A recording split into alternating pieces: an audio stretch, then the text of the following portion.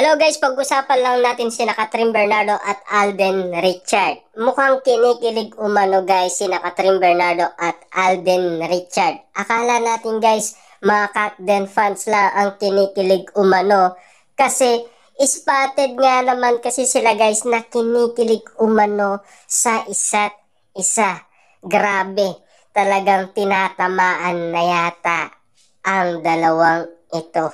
Naani mo kasi guys, kapansin-pansin. Kaya nga naman guys, lahat ng tao talagang alatado na ang kinikilos umano ni Catherine Bernardo at Alden Richard. At kahit na umanong i-deny nila yan, nakikita naman kasi at napapansin naman ng marami.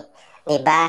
Kitang-kita naman natin guys kung papaano nga naman kinikilig umano sina Catherine Bernardo at Alden Richard. Siyempre guys, mas kikiligin umano ang mga Catden fans kung makita nila na talaga ang kanilang idolo ay kinikilig umano sa isa't isa at lalong-lalo na minamaal nila ang isa't isa.